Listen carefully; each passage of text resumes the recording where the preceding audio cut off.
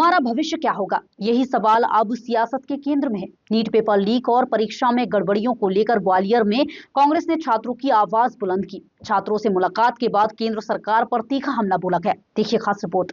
NEET paper leak और प्रतियोगी परीक्षाओं में लगातार सामने आ रही अनियमितताओं के विरोध में युवा कांग्रेस का छात्रों की गूंज अभियान देश भर में जारी है। इसी अभियान के तहत राजस्थान के पाली से कांग्रेस की वरिष्ठ नेता संगीता बेनीवाल ग्वालियर पहुंची। उन्होंने प्रतियोगी परीक्षाओं की तैयारी कर रहे छात्रों से मुलाकात की, उनकी परेशानियां सुनी और उनके अनुभव जाने।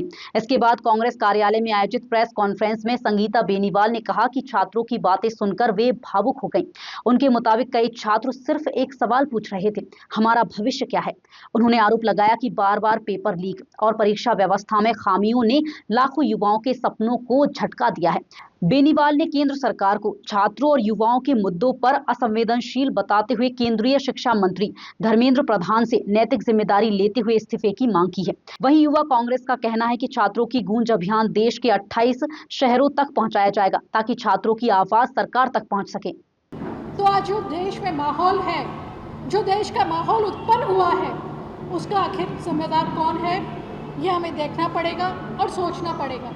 आज हमारा युवा जो हमारे भविष्य का निर्माता है, वो काफ़ी चिंतित है, वो काफ़ी विचलित है, वो परेशान है कि वो जो दिन रात खून पसीना बहाकर पढ़ाई कर रहा है, जो उसके माता पिता अपनी जो खेती है वो कर्जे में रख रहे हैं, अपने गहने कर्जे में रख रहे हैं, उधार लेके बच्चों को पढ़ा रहे हैं, कहीं पेपर लीक ना हो जाए। ये एक डर माता पिता, अभिभावकों और बच्चों को सता रहा है। तो क्या ये शिक्षण संस्थाएं जो हमारी जिम्मेदार है परीक्षा करवाने के केंद्र, क्या इन लोगों को जागरूक नहीं होना चाहिए?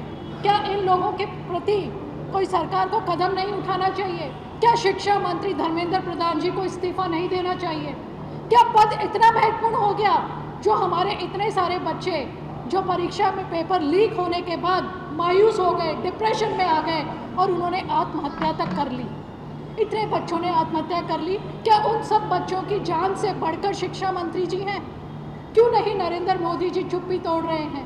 क्यों नहीं वो शिक्षा मंत्री जी का इस्तीफा ले लेते हैं? इन सब सवालों को लेकर क्यों उनके द्वारा बनाई गई परीक्षाएं, संस्थाएं जो है वो बिक गई हैं और उन्हीं में संस्थाओं में काम करने वालों की फ़ोटो जो है वो शिक्षा मंत्री जी के साथ में आती है।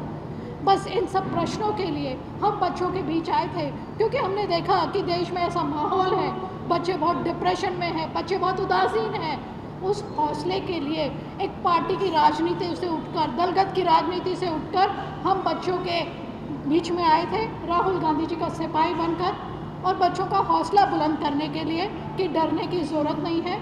राहुल गांधी जी और पूरी कांग्रेस पार्टी और कांग्रेस पार्टी का प्रत्येक सिपाही उन बच्चों के आंसू पहुंचने के लिए उनके साथ खड़ा है। नीट और दूसरी प्रतियोगी परीक्षाओं को लेकर छात्रों की नाराजगी अब सड़कों से लेकर सियासी मंच तक पहुंच चुकी है। ऐसे में ये मुद्दा आने वाले दिनों में राजनीतिक बहस का बड़ा केंद्र बनता दिखाई दे रहा है।